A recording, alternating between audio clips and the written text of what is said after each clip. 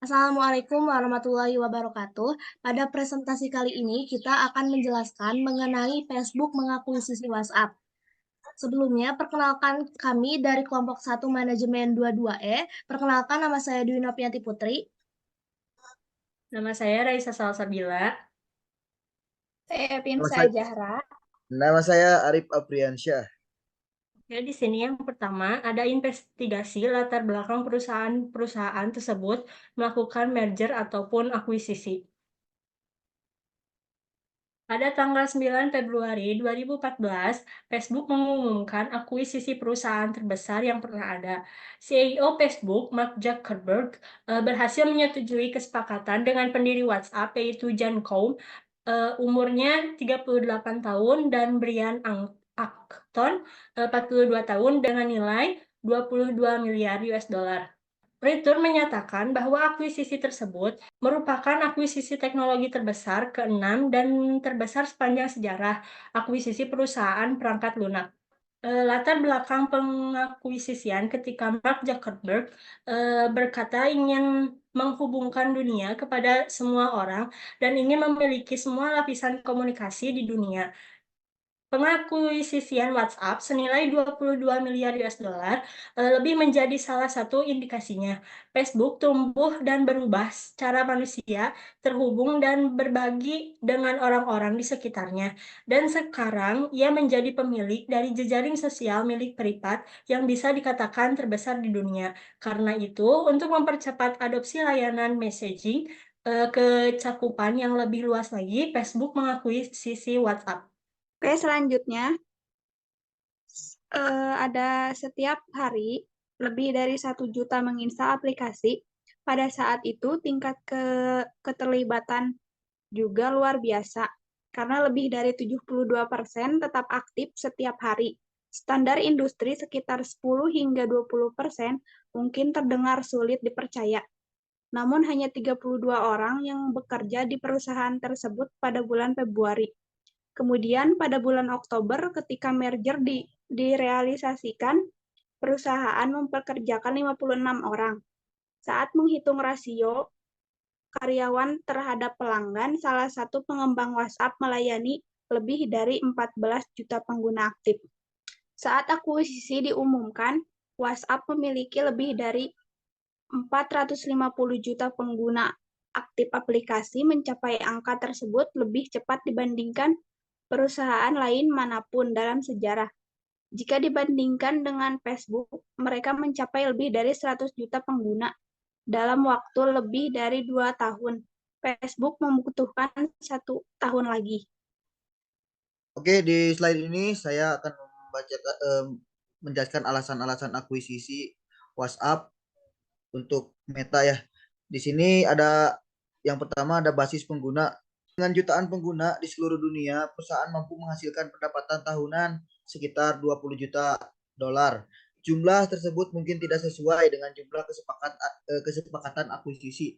Namun Facebook sedang mencari peluang lain. WhatsApp telah melayani lebih dari 450 juta aktif bulanan. Dan tentu saja Facebook juga membeli potensi ini.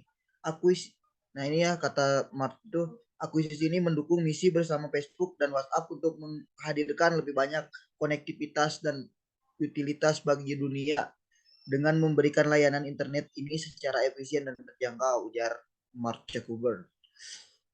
Yang kedua, volume. Di volume ini, volume pemesanan itu WhatsApp sebanding dengan seluruh volume telekomunikasi SMS global sebesar 19 miliar pesan terkirim dan 24 miliar pesan diterima. Lebih dari 600 juta foto telah diunggah, 200 juta pesan suara, dan 100 juta pesan video telah dikirim. Sehari-hari dan jumlahnya meningkat 2 kali lipat dari tahun ke tahun. Melihat angka-angkanya, kita akan menyadari bahwa WhatsApp akan mengubah komunikasi global. Nah, terus yang ketiga itu bagian keamanan ya. Keamanan adalah sesuatu yang semakin banyak dicari pengguna saat ini, terutama jika dibandingkan dengan layanan lain seperti Skype yang dikenal karena kerentanan keamanannya dan kemungkinan pemantauannya. Di dalam WhatsApp, setiap pesan dihapus dari server setelah diproses. Betapa sederhananya lagi. Selanjutnya ada detail penggabungan. Yang pertama, ada harga. Facebook menawarkan jumlah sebesar 19 miliar untuk membeli WhatsApp. Kaum yang memegang saham lebih besar di WhatsApp mendapat sekitar 6,8 miliar dan Exxon 3,5 miliar setelah pajak. Dan kaum juga diberikan kursi di Dewan Facebook dengan gaji $1 sama dengan Mark Z. Ketika kesepakatan direalisasikan sebesar 2,8 miliar lagi, karena pada saat itu Facebook telah meningkat dari Februari 2014 hingga Oktober 2014. Jadi untuk kesepakatannya akan dinaikkan lagi sebesar 2,8 miliar. Akhirnya akuisisi ini dealnya bernilai 21,8 miliar. Kedua adalah kemerdekaan. Kaum dan Akton cukup jelas mengenai cara kerja kesepakatan ini. Mereka sudah memiliki perjanjian yang baik dengan pendukung modal Ventura mereka, yang diminta hanyalah kemerdekaan. Yang ketiga, ada pengaturan perusahaan. Facebook membeli perusahaan-perusahaan itu, tetapi membiarkan mereka beroperasi sebagai entitas independen. Kaum terpilih menjadi chief eksekutif WhatsApp dan menjadi direktur Facebook. Gajinya ditetapkan sebesar $1 sama dengan gaji Mark. Perusahaan ditetapkan untuk melanjutkan operasinya dari basis mereka di Mountain View. Selanjutnya ada analisis keterkaitan antara merger ataupun akuisisi yang dilakukan oleh perusahaan terhadap profitabilitas perusahaan, EPS, harga saham perusahaan, dan nilai perusahaan. Selanjutnya ada profitabilitas perusahaan Facebook yang berakhir pada tahun 31 Desember 2013, di mana saat itu Facebook belum mengakuisisi WhatsApp. Untuk pendapatannya adalah $7.872. Lalu pendapatan bersihnya ada GAAP dan non-GAAP. Untuk GAAP tersendiri adalah $1.500 dan non-GAAP-nya untuk pendapatan bersih adalah $2.202. Lalu laba per saham dilusian atau EPS, earning per share, adalah ada dua macam juga, yaitu GAAP dan non-GAAP. Untuk GAAP-nya ada $0,60 dan untuk non-GAAP-nya adalah $0,88. Oke, selanjutnya ada profitabilitas perusahaan Facebook. Yang pertama, pendapatan untuk setahun penuh 2013 adalah 7,87 miliar dolar, meningkat 55% dari tahun ke tahun. Yang kedua, ada pendapatan dari operasi untuk setahun penuh 2013 adalah 2,80 miliar dolar. Yang ketiga, ada laba bersih untuk setahun penuh 2013 adalah 1,50 miliar dolar.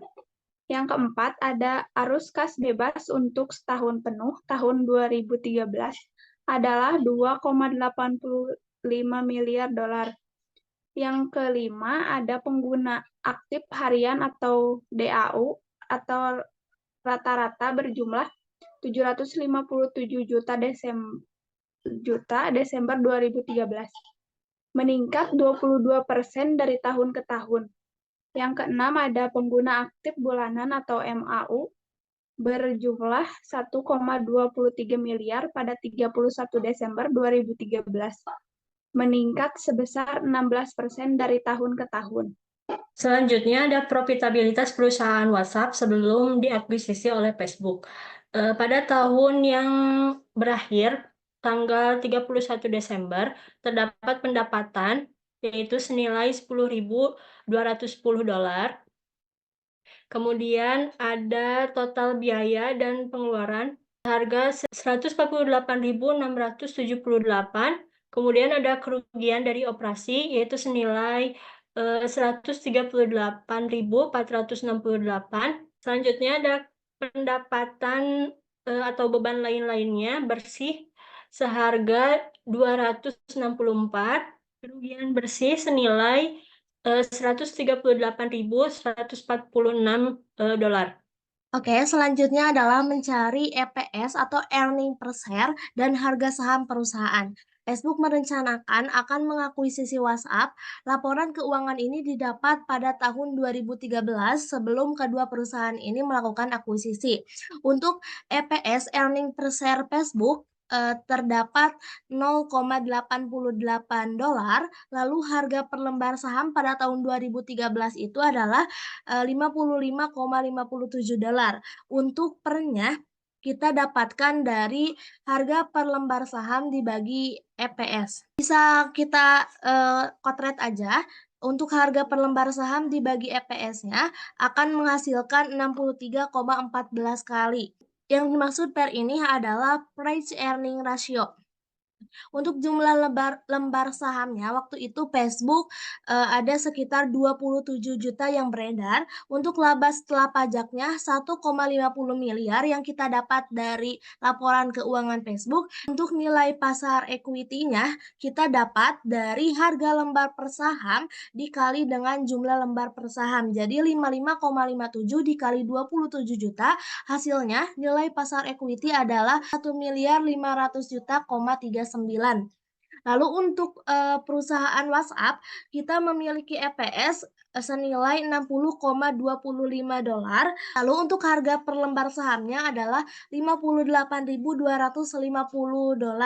Lalu untuk pernya sama seperti penjumlahan tadi, harga per lembar saham dibagi dengan EPS (earning per share) di mana hasilnya adalah 966,8 kali. Untuk jumlah lembar sahamnya kita dapatkan dari laporan keuangan sekitar 8.436.347, lalu laba setelah pajaknya adalah 586 juta. Nah, untuk nilai pasar equity sesuai dengan penjumlahan tadi, di mana harga per lembar saham dikali jumlah lembar saham berarti $58.250 dikali dengan 1.436.347 jumlah lembar saham yang beredar, sehingga nilai pasar equity untuk perusahaan WhatsApp sekitar 4.914.017.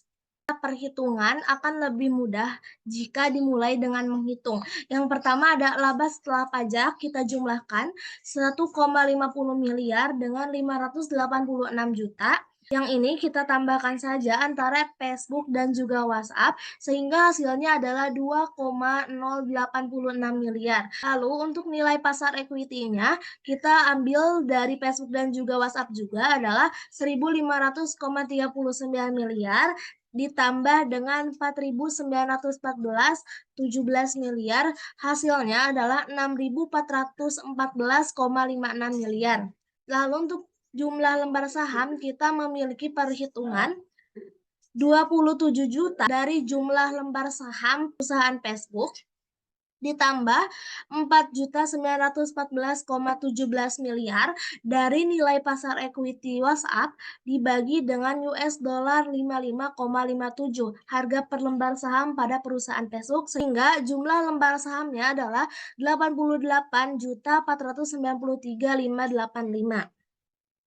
Lalu setelah akuisisi, kita mendapatkan hasil untuk earning per share-nya sekitar $18,07, di mana hasilnya dari nilai pasar equity dibagi dengan laba setelah pajak yang hasilnya adalah 3,075.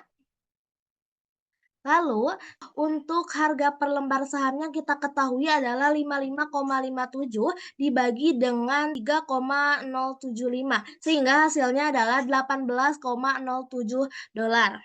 Lalu untuk harga per lembar saham kita akan mengambil bagian perusahaan yang memiliki harga lebih besar, yaitu perusahaan WhatsApp $58.250.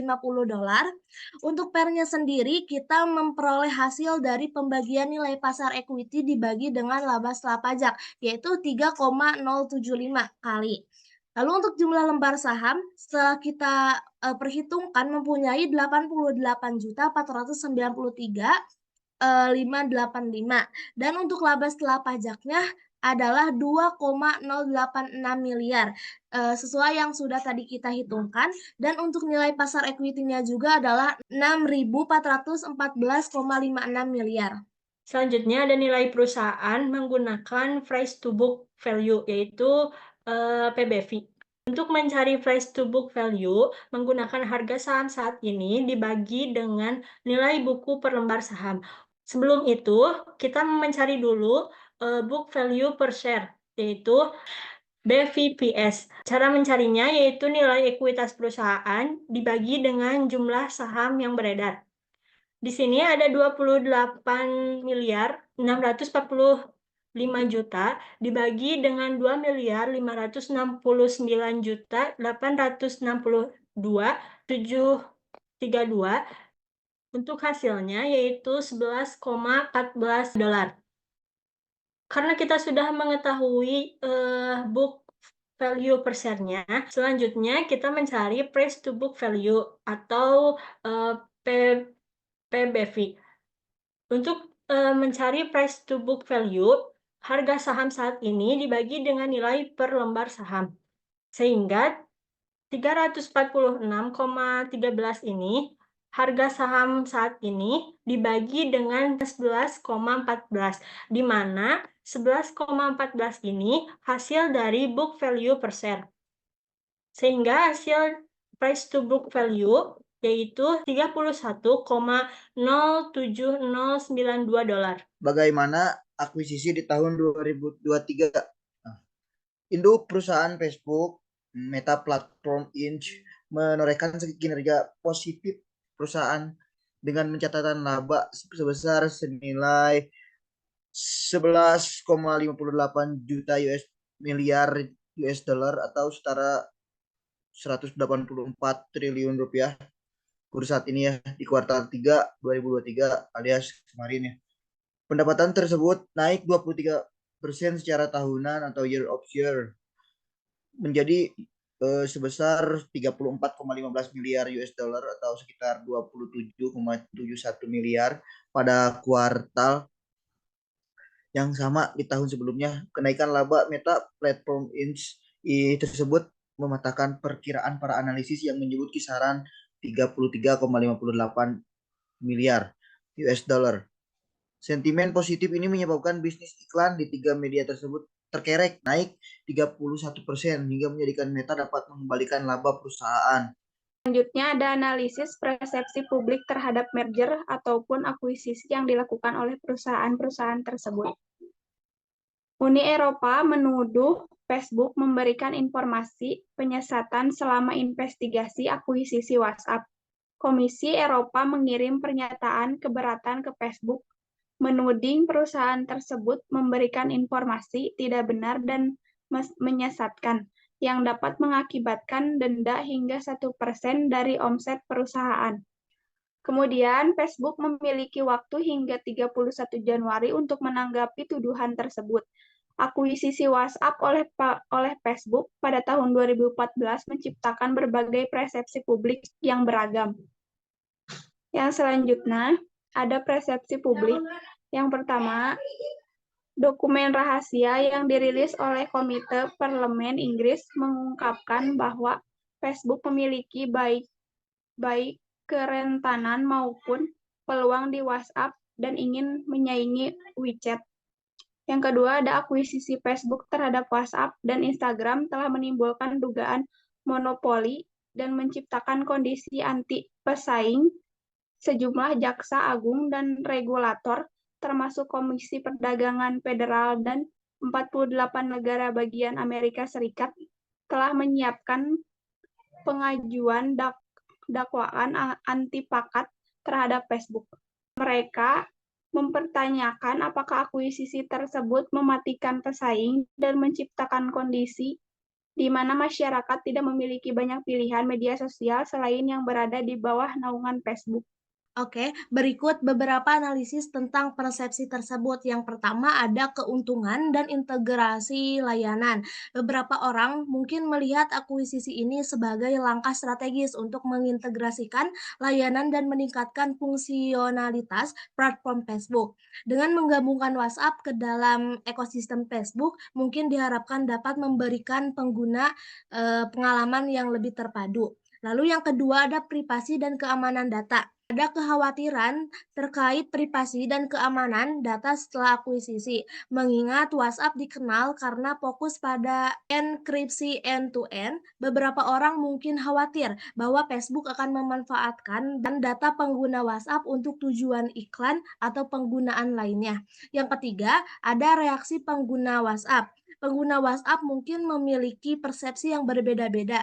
Beberapa mungkin senang dengan integrasi potensial antara WhatsApp dan platform Facebook lainnya, sementara yang lain mungkin merasa khawatir tentang perubahan yang dapat terjadi dalam pengalaman pengguna. Yang keempat, ada dominasi pasar dan persaingan. Akuisisi ini dapat dianggap sebagai tindakan untuk memperkuat dominasi Facebook di dunia media sosial dan komunikasi daring. Beberapa pihak mungkin khawatir ini dapat menghambat persaingan dan inovasi di pasar. Yang kelima, ada komunikasi dan manajemen perubahan. Bagaimana Facebook berkomunikasi tentang akuisisi dan bagaimana mereka mengelola perubahan yang mungkin terjadi yang dapat mempengaruhi persepsi publik. Transparansi dan manajemen perubahan yang baik dapat mempengaruhi persepsi yang positif. Selanjutnya yang keempat, ada analisa sentimen-sentimen yang mempengaruhi merger ataupun akuisisi yang dilakukan oleh perusahaan-perusahaan tersebut. Nah, di sini dilihat ada beberapa sentimen, ada sentimen positif, sentimen negatif, sentimen netral, dan sentimen beragam dalam komunitas bisnis. Sentimen positif meningkatkan layanan dan perkembangan teknologi. Sentimen positif mungkin muncul dari pandangan bahwa penggabungan WhatsApp dengan Facebook dapat mendorong perkembangan teknologi komunikasi, meningkatkan layanan komunikasi, dan memberikan penggunaan lebih banyak fitur atau integrasi yang bermanfaat. Sebagai masyarakat dan investor saing, bahwa akuisisi ini akan membantu meningkatkan daya saing WhatsApp dan membuatnya lebih berkompetensi dibandingkan dengan aplikasi pesan lain seperti WeChat, Kik, Line, dan Viber. Selanjutnya ada sentimen negatif. Sentimen negatif dibagi menjadi 3. Yang pertama ada privasi dan keamanan data. Kekhawatiran privasi dan keamanan data setelah diakuisisi, pengguna mungkin khawatir bahwa Facebook akan menggunakan data dari WhatsApp untuk bertujuan yang tidak diinginkan. Yang kedua, ada dominasi pasar dan anti monopoli. Dominasi pasar lebih besar oleh Facebook dan potensi dampaknya terhadap persaingan. Yang ketiga, ada perubahan. Kekhawatiran bahwa integrasi dengan Facebook dapat mengubah pengalaman pengguna WhatsApp. Ada sentimen netral. Sebagian besar pengguna mungkin memiliki sentimen netral tergantung pada apakah layanan WhatsApp tetap berjalan tanpa gangguan setelah akuisisi. Nah, sentimen netral terkait dengan pertumbuhan bisnis dan ekosistem, terutama jika pengguna melihat adanya manfaat dalam hal pengembangan dan peningkatan layanan. Oke, di sini ada sentimen beragam dalam bisnis komunitas. Pengusaha dan pelaku bisnis mungkin melihat potensi peluang bisnis baru dengan integrasi WhatsApp ke dalam ekosistem Facebook. Nah, ini biasanya orang-orang yang suka promosi-promosi ataupun memposting beragam komunitas. Baik, analisis sentimen ini dapat berubah seiring waktu, tergantung pada tindakan dan kebijakan yang diambil oleh Facebook setelah akuisisi, serta perkembangan dalam industri dan regulasi. Sentimen ini juga dapat dipengaruhi oleh cara Facebook berkomunikasi dan berinteraksi dengan pengguna dan pemangku kepentingan. Sekian presentasi dari kelompok 1. Mohon maaf apabila ada kesalahan. Wassalamualaikum warahmatullahi wabarakatuh.